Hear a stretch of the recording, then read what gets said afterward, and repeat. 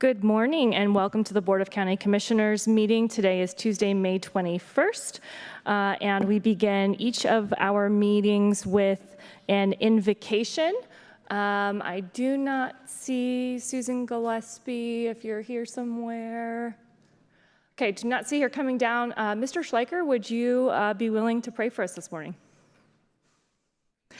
He does want, I will ask Commissioner Williams. I will.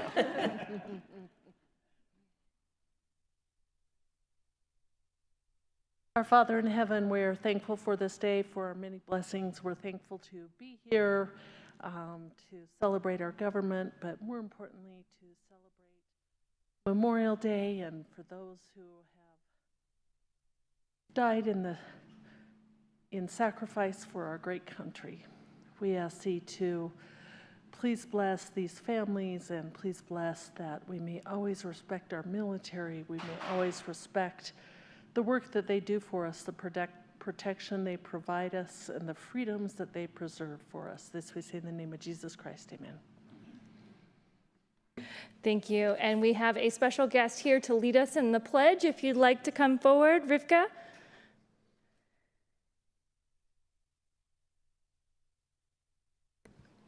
Pledge allegiance. Flag of the United States of America.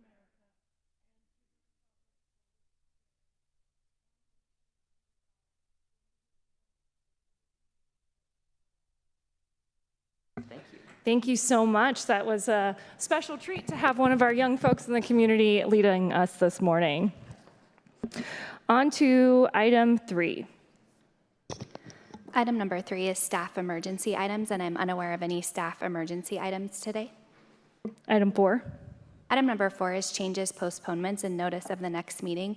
I'm aware of one change to today's agenda. We will recess the meeting after item number 12 to consider the Pioneer Village Roads Public Improvement District meeting and reconvene prior to consideration of item number 13.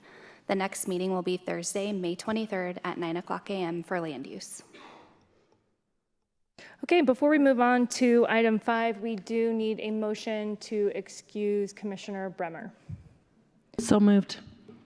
Second. Okay, I'll call the roll. Commissioner Williams? Aye. Commissioner Vanderwerf? Aye. Commissioner Gonzalez? Aye. And the Vice Chair votes aye. That passes 4-0. Item 5. Item number 5 is the consent calendar, including items 5A through 505. Okay, is there anyone here who wishes to speak on an item on the consent calendar? And do we have anyone online? No, we do not. Okay, with that, I will ask for a motion or discussion on the consent calendar. I move to approve the consent calendar. Second. That has been moved and seconded. One last opportunity for any discussion on consent items. Hearing none, I'll call the roll. Commissioner Williams? Aye. Commissioner Vanderwerf? Aye. Commissioner Gonzalez? Aye. And the Vice Chair votes aye. That passes 4-0. Item 6. Item number 6 is the proclamation recognizing Memorial Day. Luhenius Gonzalez Jr., Commissioner, Board of County Commissioners.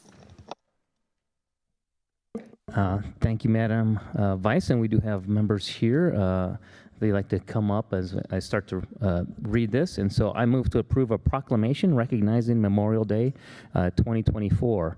Whereas Memorial Day was originally known as Decoration Day, and May 30, 1868 was set as a day when Americans were urged to decorate the graves of those who died in the Civil War, and whereas Decoration Day was expanded after World War I to honor all those who served in all American wars, and whereas it was officially renamed Memorial Day and declared a federal holiday to be observed on the last Monday of May each year by an act of Congress in 1971, and whereas we can celebrate freedom through the efforts of millions of American and Canadian veterans who served bravely and faithfully on battlefields throughout the world, and whereas more than 100,000 veterans and their dependents call the Pikes Peak region home, and whereas the loved ones of all deceased veterans should be extremely proud of their efforts, and whereas all El Paso County residents should join together to honor the men and women who paid the ultimate sacrifice to protect our freedom.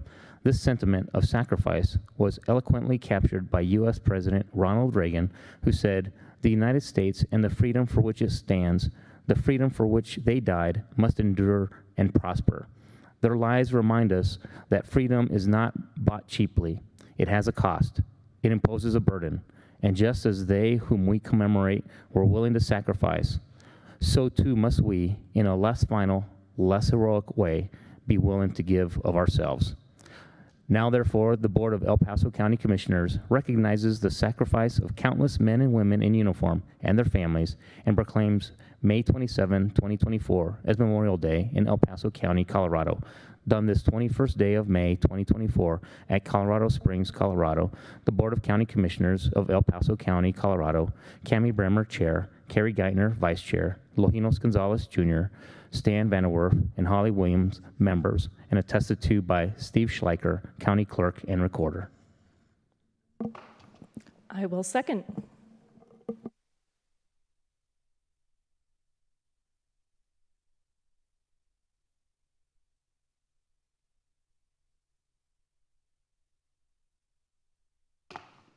All right. Good morning, Commissioners. I wanted to thank you for the proclamation.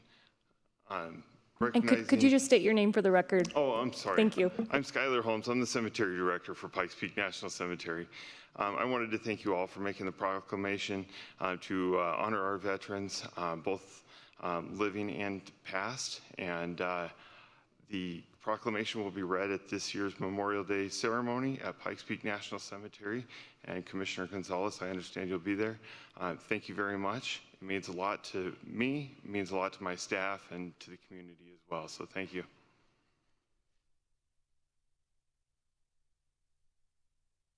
Madam Vice Commissioners, good morning. I'm Marshall Bosworth, County Veteran Service Officer. Again, thank you for the support that you always give the veterans in this community. Thanks, Skylar, for the partnership that we get to have with the VA and be able to do this each and every year. So I really appreciate that. I'd also like to point out real quick that we do have our 2023 Veteran of the Year in the crowd today. So I just want to recognize him. But again, just thank you for this. Let's remember this holiday is not just about barbecuing and drinking a beer. It's about celebrating those that have sacrificed their life for our country and the family members that lost those loved ones. So let's just keep that in mind over the weekend, and thank you again for supporting that. Thank you so much for being here. Is there anyone else who would like to speak on this proclamation? Please come forward. Absolutely. I will not pass this opportunity up. But if you have Library Services for Carson. I have with me here today, and if I have a moment, I want to make sure we recognize our Gold Star families here. I want to start off with Ms. Reardon. Marcia Reardon here. She is the mother of the United States Army fallen Master Sergeant Carlos Charlacan. And I have next with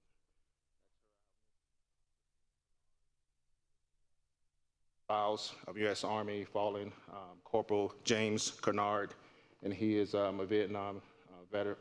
He was out of Vietnam. Next, I have Mr. Paul McShane. He is the father of a U.S. Army fallen Richard McShane. And then I have next behind him, I have Ms. Norma Herrera and her daughter, Repka Chavez. She is the spouse of fallen U.S. Army Staff Sergeant, Sergeant First Class Jorge Chavez. And next I have Mrs. Daniela Villanueva. She tried to correct me, I still have it. Daniela Villanueva. She is the spouse of fallen Staff Sergeant Mark Wells in U.S. Army. And then next I have Mrs. Shanta Vasquez and the daughter, her granddaughter, which is the service member's daughter, Ms. Penelope Shanta Vasquez, and she is the mother of fallen U.S. Army Specialist Giovanni Vasquez.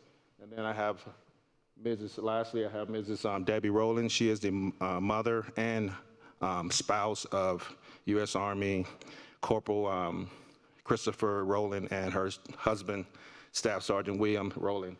And I just wanted to say... in the back, I think. Oh, they're here. I'm sorry. I didn't know they was here. And lastly, I apologize. I have Miss Tristina Winch.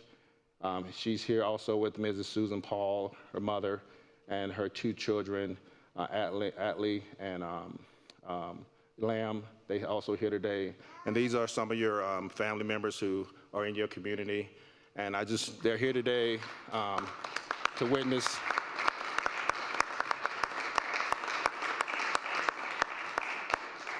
They're here today to witness this proclamation. They came down here to understand that their county commissioners are recognizing them for this period of time of the year, and they're grateful for all of you, your steadfast leadership, and how you vow to support them as the days have come as a county. And so we want to really, truly thank you all for this opportunity to bring them here in this chamber and recognize them. So thank you very much. I appreciate it.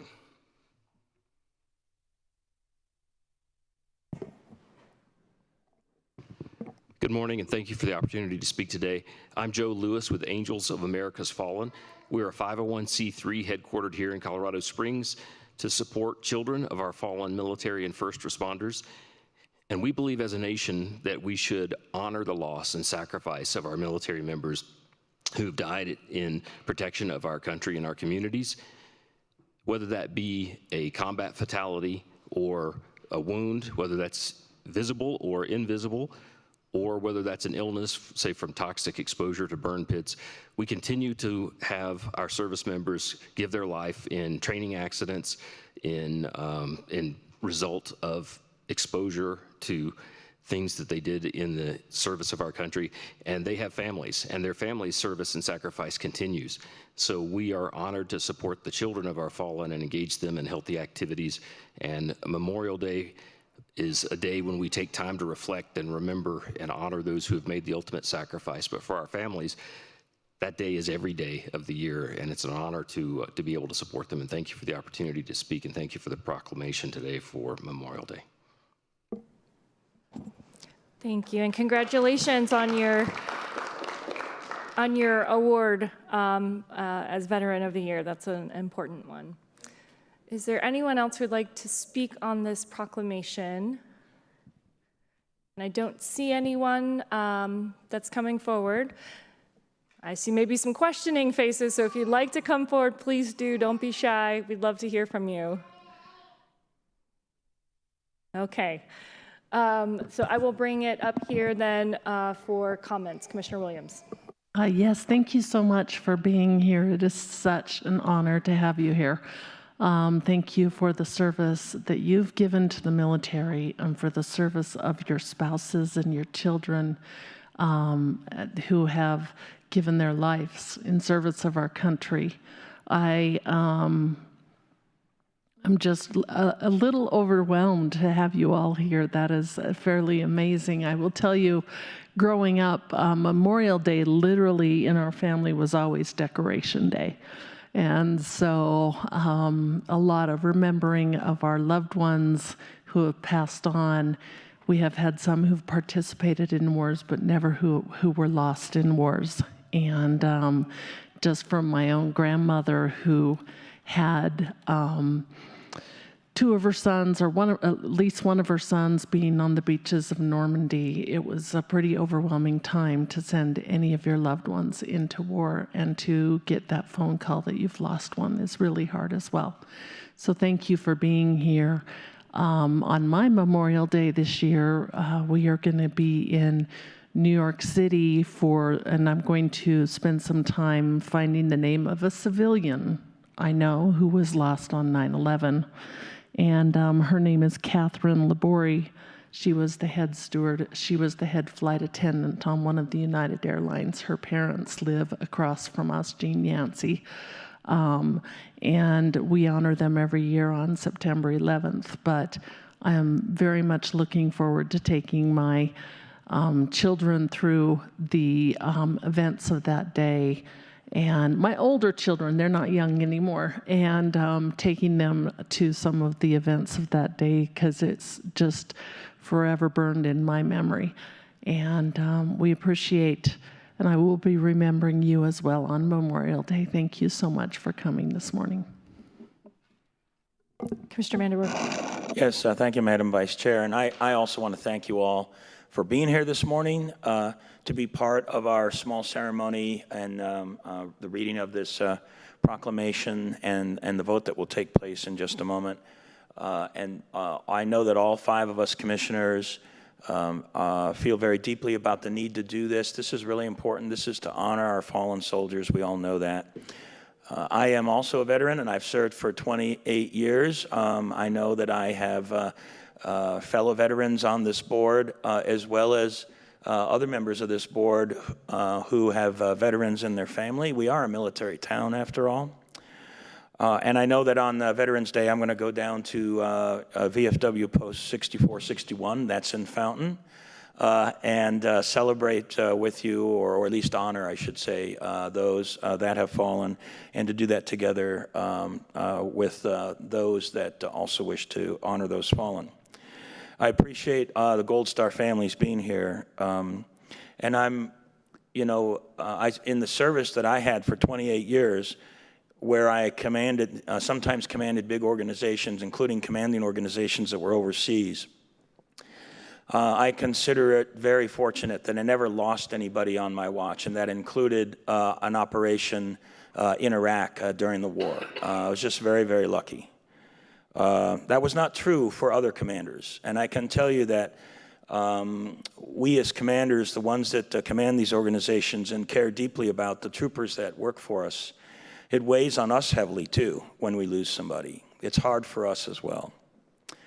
I am hopeful that the entire community, and I believe many people here will, honor our veterans on Memorial Day, and there's some basic things that we can all do. Obviously, going to our cemeteries, laying wreaths on our vets' graves is very important. We know that there are several groups in town that will be doing that. That's very important. And for those of us, which includes myself, having a flag on your property that you fly proudly, it's just very, very important on Memorial Day to fly that at half-staff. And just a quick reminder for everybody about that. Mr. Lewis, thank you for the work that Angels of America's Fallen does. I know you do an enormous amount to help the families that are connected to those that have given the ultimate sacrifice in service of their country. Those folks need to be honored in perpetuity, and I know this country will. They gave that sacrifice in order for the rest of us to be free. And for the young folks in the audience, I hope you get an opportunity to share with your friends in school that you're a Gold Star kid, I guess maybe is the term, and to tell them how much you loved your parent that served in the military. It's important for every kid to understand that, so that when they grow up and become an adult, they'll understand the value and importance of this as well. And one last thing for me, thank you for giving the Pledge of Allegiance, young lady. That was very, very nice. All right, those are my comments, and thank you all for being here. And so our tradition is to allow the sponsor of the proclamation to finish last. I will go ahead and make my comments now. I am so honored that you all took the time today to be here. This makes what we do here in this proclamation incredibly special to have you here and truly get to make sure you know that your sacrifice does not go unnoticed by your local county commission and certainly by our community. As Commissioner Gonzalez was reading the proclamation, some words stood out to me, especially about the ways that the rest of us can, in lesser ways, sacrifice and honor those who have given their lives in service to our nation. Though many of you probably have not necessarily been in front of this board before, we do have a lot of patriotism and a lot of military service and connection to military service on this board. My husband also still serves in the Army Reserves today. And I know that the family that the military is very important. And I think that it's important that, especially with organizations like Angels of America's Fallen, that gives us an opportunity to extend that family to even those who are not service members in our community, to wrap around those who have given that ultimate sacrifice, and to make sure that we will never forget and that we are always taking care of those that have and need the rest of the community to recognize that and be that extended family. And we're truly honored to be able to do that. I want to just share a little bit of information, and bear with me because I'll explain where I'm going on this, but not too long ago there was a ballot initiative that came forward, and it was to extend the homestead property tax relief to Gold Star families.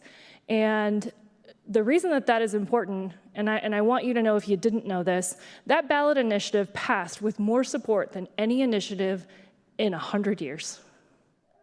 And so if there is ever any doubt that the people of Colorado support you and support our militaries, look to that and know the people in our communities recognize that sacrifice. And I think that that is an important note in a time where there's a lot of political discourse. We have a lot of different ideas and feelings about the military and their operations around the world. Never forget that no matter what, our community supports you. I also just want to take a minute. Every year, I mention the names. I think it's very important to remember names and those who were connected to my husband's service when he was a platoon leader. There were 2 individuals that were killed in his platoon, and so every year I like to mention their names just to remember them. One is Brian Burgess, and the other is Kelly Mixon. And so I think it's important that we continue to remember those names, that we continue to honor every sacrifice in our community. I truly cannot thank you enough for taking the time to be here. And with that, I'll turn it over to Commissioner Gonzalez. Thank you, Madam Vice, and I wanted to thank everybody for coming out. I'm honored to be able to have read this year and to attend Memorial Day over at the National Cemetery on Monday. We remember and honor those who have fallen through our years, and we thank the sacrifice as the families that we know have to go through so much difficulty when that happens, and we thank you, and I'm so honored that you're out here today as well. And the fact that we can take a day when we should take more to remember them is great, and I'm very glad we were able to do that today. And again, as was mentioned, let's remember, let's enjoy the weekend, let's enjoy the long Memorial Day weekend, but let's take time as a community and as people to remember what the holiday is about. And put them first and foremost in our thoughts. I too served, and so I always highlight a couple of things of fellows that have military members that I've worked with. The first in my Air Force Academy class to pass away in '94, just 2 years after we graduated, Lieutenant Laura Piper, who was unfortunately shot down in Iraq, and then 2 other friends of mine in the military when I was working with the 34th Bomb Squadron, who unfortunately medical emergency and while training as well, another medical emergency, and then another friend, Major Stone, who unfortunately was killed by a grenade when he was deployed as well. So pretty much everybody in the military, or if you're a family member to the military, knows these stories, and they hit us hard every year when we try to mention them. But it's great to be able to do this and remember them and honor the families that supported them. And so thank you, and God bless. Okay, with that, it's been moved and seconded, and we will take a vote. Commissioner Williams. Aye. Commissioner Vanderwerf. Aye. Commissioner Gonzalez. Aye. And the Vice Chair votes aye. That passes 4-0. We'll take a brief recess. We'd love to do a photograph with all of you and the proclamation.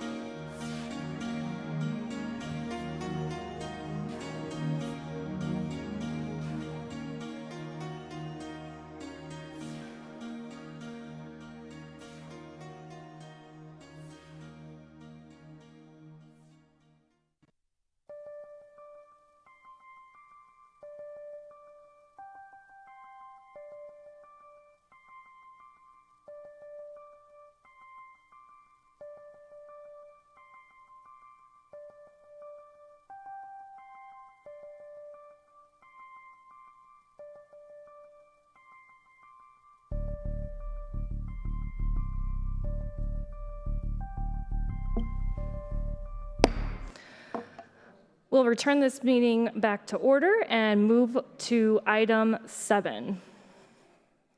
Item number 7 is comments by elected officials and commissioner liaison reports. Okay, and I believe that we have a countywide elected official who would like to address us.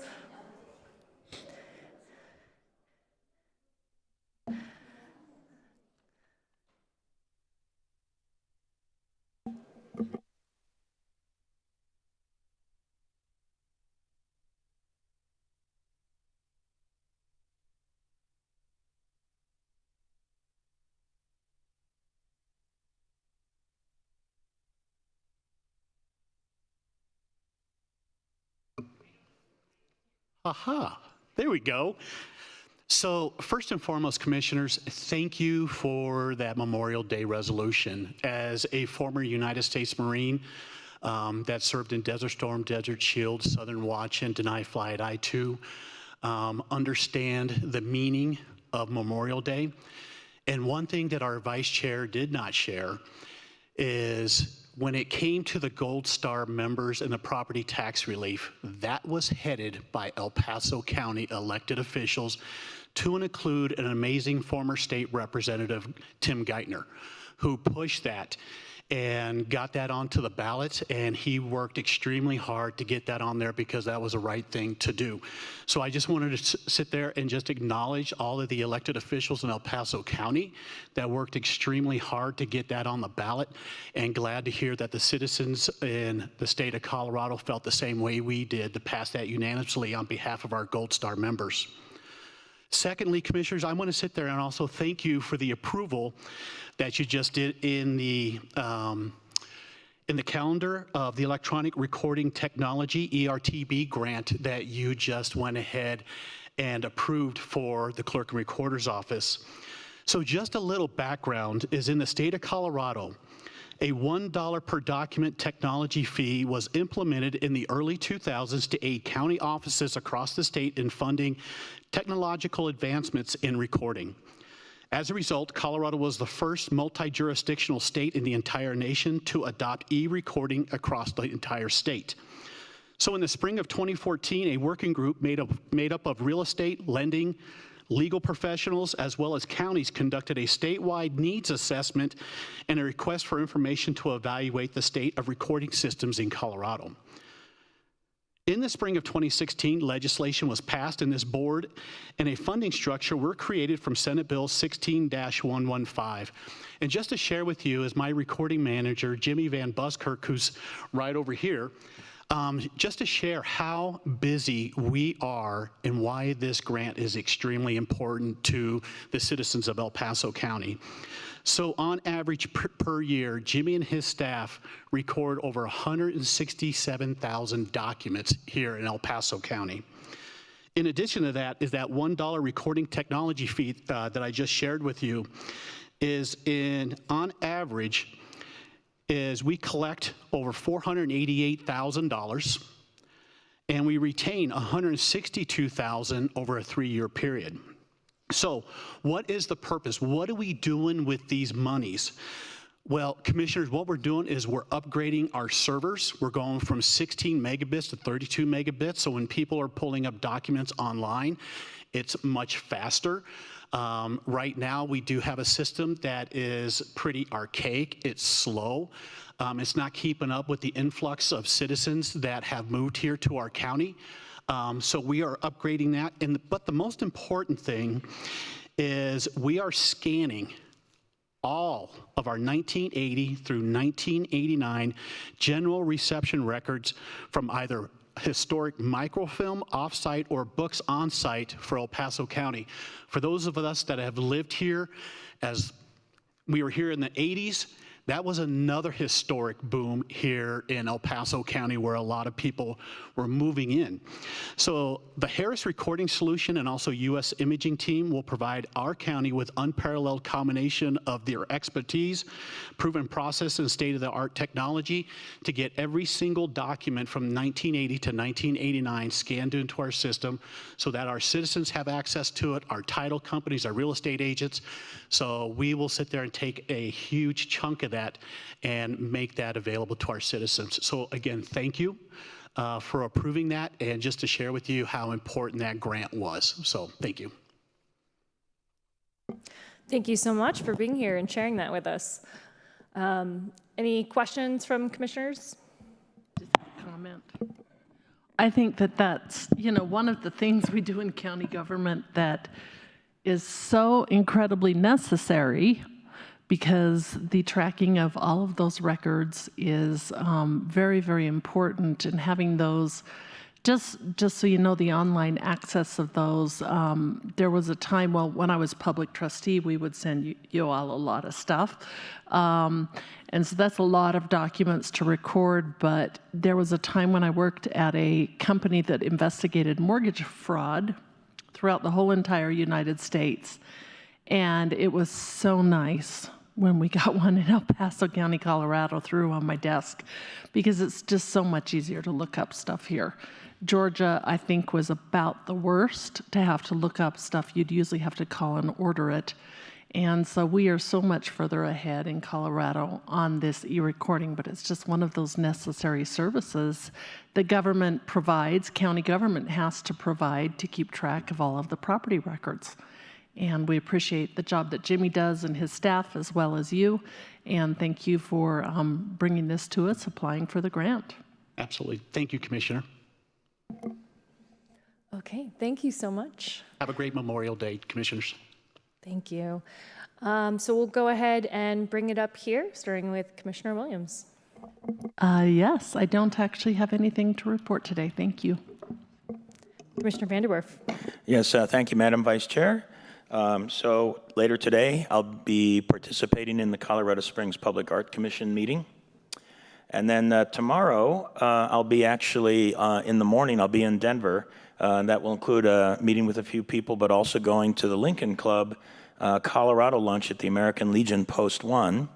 That will be a conversation about this last legislative session. And then later on that day, on Wednesday tomorrow, I'll be going to the Airport Advisory Commission meeting. And then, of course, we'll have our land use day on Thursday morning.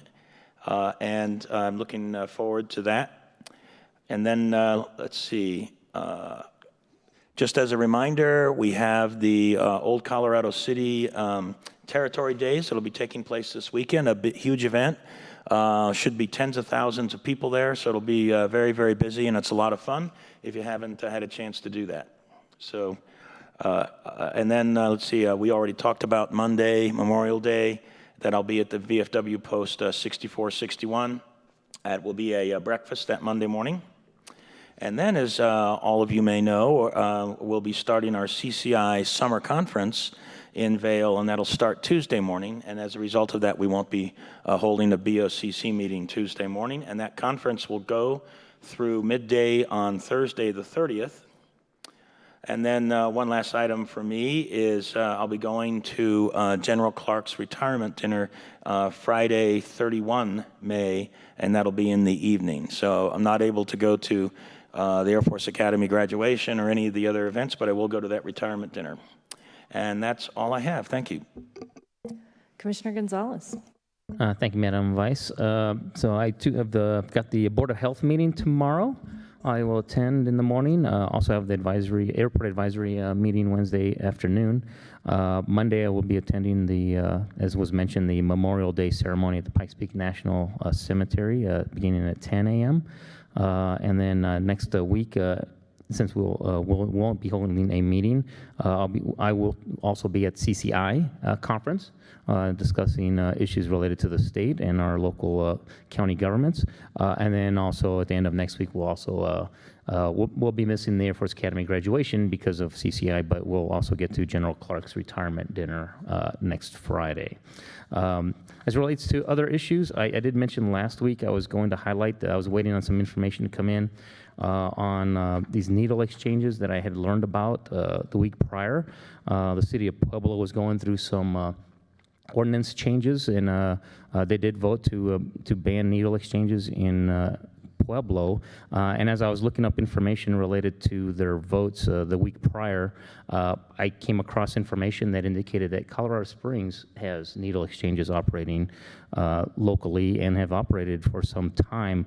As people know, and I think most people do know, in my now 8th year as a Board of Health member, I've twice been a loud voice against and voted against at the Board of Health when we used to have those legal authorities to deny needle exchanges locally, to vote against that. The state in 2020 was very upset about the local resistance to these type of needle exchanges, and so they changed the law, took the rights of local control away from the local boards of health, but they left in place one very specific item. Prior to commencing operating needle exchanges, they mandated stakeholder meetings. The statute 21-1-520 very specifically states and names who the stakeholders are, and that does include local law enforcement and our DA. And so the district attorney has publicly stated he has not participated in any of those type of meetings. And so my contention is that these needle exchanges, if they are operating, and it appears they are operating outside of the legal authorities by statute.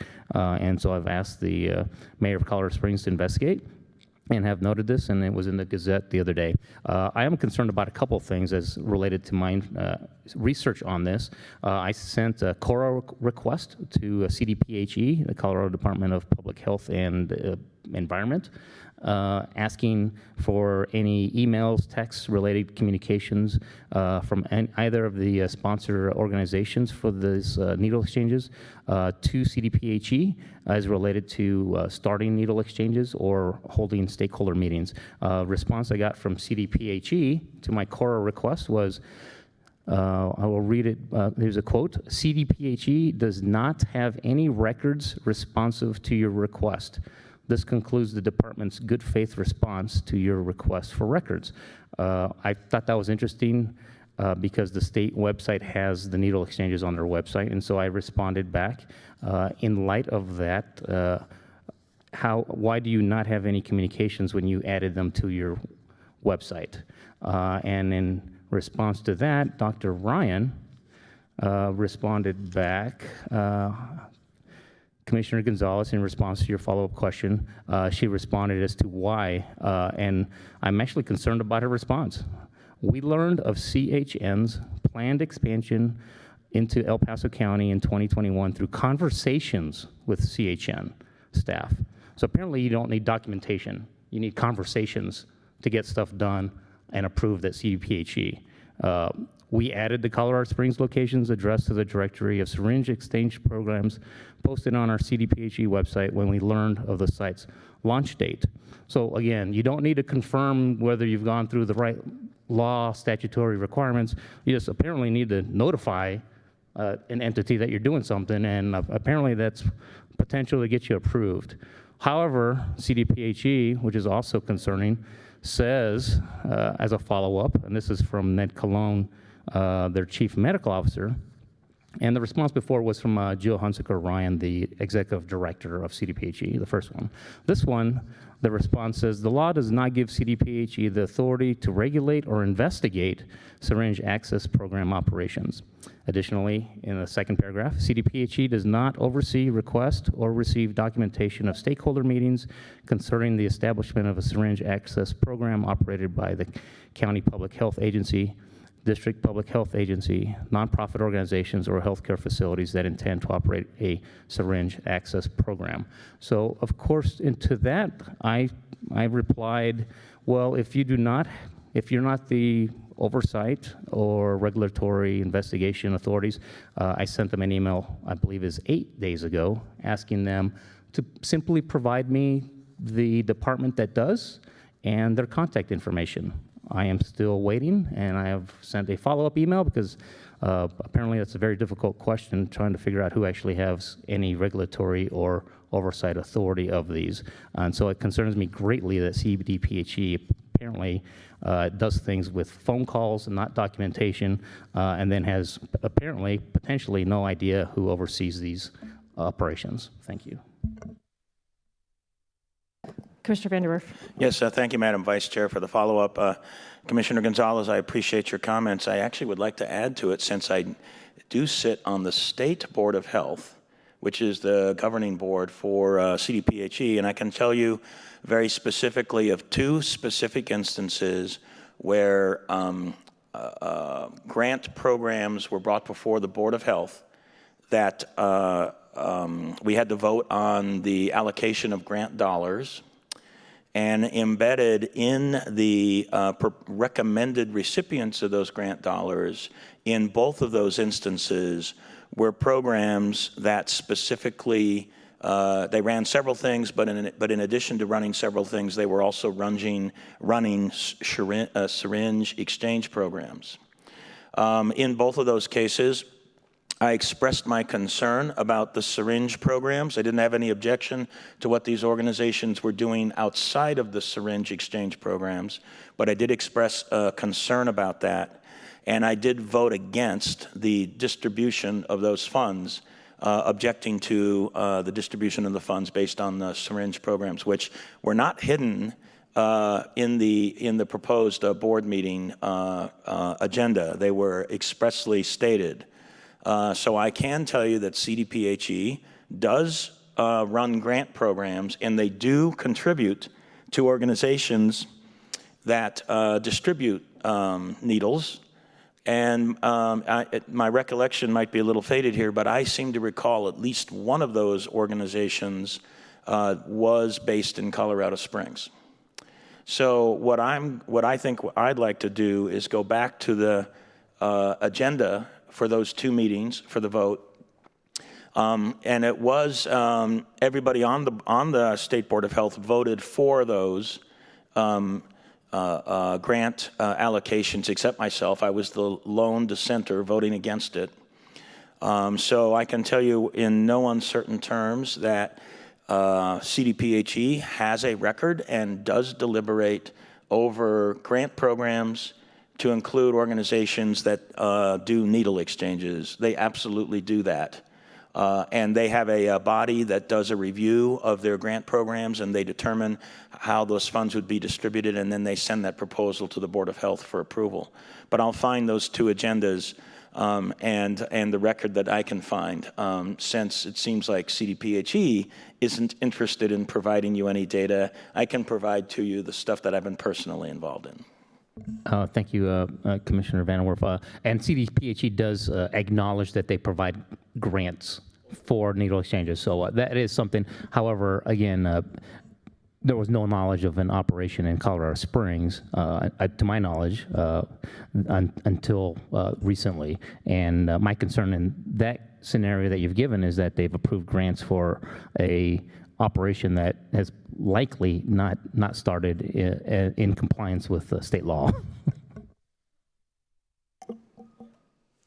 Thank you for all of those comments. I really, in particular, want to thank Commissioner Gonzalez for bringing this to the attention of certainly me, and I am sure many people in our community, that these organizations appear to be operating outside of the law and working for the safety of our community. I too was very concerned about hearing about this in our community. I want to point out, when we are talking later in the year and we're talking in the legislature about how much money the state needs, all the time we hear them say, we need more money, and ask yourself, do they need more money, or are they spending money on things that many of us in our community don't support? I certainly am not in favor of my tax dollars going to programs such as this. And I want to, because CDPHE used specific words, and the words needle exchange have been used a lot, but I actually think it's very important to look at the words that CDPHE is using, because they say syringe access, and that is one of the most problematic things of these programs. It's not an exchange. This is not a dirty needle for a clean needle, which was kind of the original genesis of these types of programs years back. This is syringe access where we're handing out handfuls of needles at a time. So there's no requirement for them to bring in dirty used needles and dispose of them, which was one of the arguments that was used early on for these type of programs, which this will help keep these unsafe needles off the street. Well, that's not the case because they're not required to bring them back in. And we do hear about needles in parks and places all over our community. And that is a potential problem. I don't want to end up like Denver. And I will tell you, one of the most disturbing stories I've ever heard about Denver was talking to a legislator who was walking to the Capitol one day and had a handful of dirty needles thrown at him. This is not the kind of thing that I want to see happening in our community. I'm very concerned about this, very grateful for Commissioner Gonzalez bringing this forward. And I think that the ordinance that was done in Pueblo, I think many people may not understand that counties do not have as much ordinance power as cities do. It's not that I think this board would not be willing to act on something like that, but the city is best placed to be able to bring something forward. So I would certainly be supportive of that. And I hope our colleagues at the city council are taking a look at this for the safety of our community. So thank you, Commissioner Gonzalez. I also wanted to point out that we do have a land use meeting on Thursday. I am taking some time away with my family, so I will not be attending that meeting on Thursday, but will be participating in the CCI conference, which, again, we've talked a lot about CCI and how we interact with the legislature, and that's why this conference is an important opportunity to continue that work. And that's all I have for today. Are there any other redos before I move on? Okay, item 8. Item number 8 is community service organization reports, and there are none. Item 9. Item number 9 is public comment on items not scheduled on the agenda. This is the public's opportunity to speak on an item that is not scheduled on today's agenda. And Madam Vice Chair, I didn't have anyone sign in ahead of time to speak. Okay, thank you. Is there anyone here who would like to speak during the public comment period on an item not on the agenda? And do we have anyone online? We do not. Okay, on to item 10. Item number 10 is the called up consent calendar, and there are no items called up. Item 11. Item 11 is department and committee reports, non-action items, and there are none. Item 12. Item 12 is the addendum, and there is no addendum today. Okay, and as we stated at the beginning of the meeting, we're going to recess this meeting to take up a PID meeting, and then we will come back to read through that last item into the executive session. This meeting is in recess.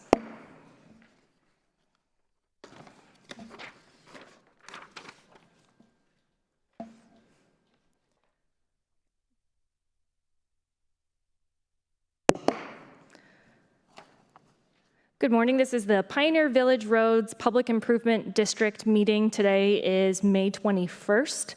I will first ask for a motion to excuse Commissioner Bremer. So moved. And I'll second. Okay, I will call the roll. Commissioner Williams? Aye. Commissioner Vanderwerf? Aye. Commissioner Gonzalez? Aye. And the Vice Chair votes aye. That passes 4-0. Item 1. Item number 1 is the consent calendar, including items 1A and 1B.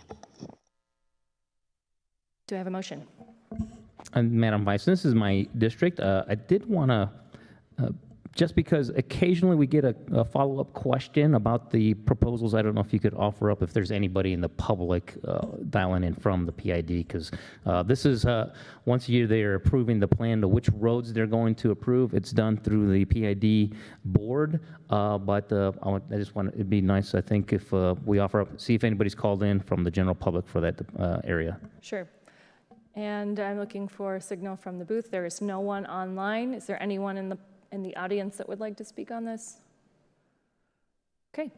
Is there a motion? Well, thank you, Madam Vice. And again, I just highlighted that because occasionally I get a call after it's already been approved saying, oh, where are you guys paving this year? And so I just wanted to make sure that opportunity was there. And the board always does a good job of providing which roads should be looked at. So I will move to approve the consent item 1A and B. Second. Okay, any additional comment or discussion? I'll call the roll. Commissioner Williams? Aye. Commissioner Vanderwerf? Aye. Commissioner Gonzalez? Aye. And the vice chair votes aye. That passes 4-0. Item 2. Item number 2 is the called up consent calendar, and there are no items called up. Okay, having completed our agenda, this meeting is adjourned.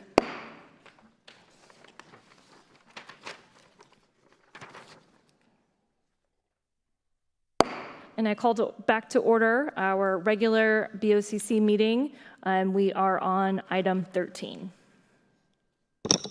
Item number 13 is the executive session. 13A, pursuant to CRS 246402 and E, the county attorney's office is requesting an executive session regarding litigation filed by the estate of Daniel Murray in U.S. District Court for the District of Colorado, case number 2023 CV 01847.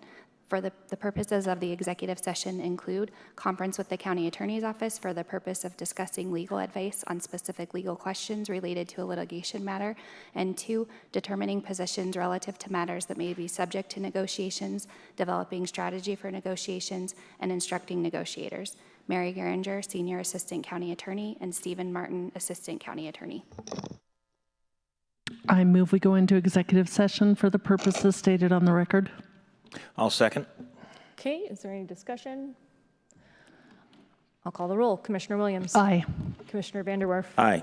Commissioner Gonzalez? Aye. And the vice chair votes aye. That motion carries 4-0. We will adjourn to our executive session.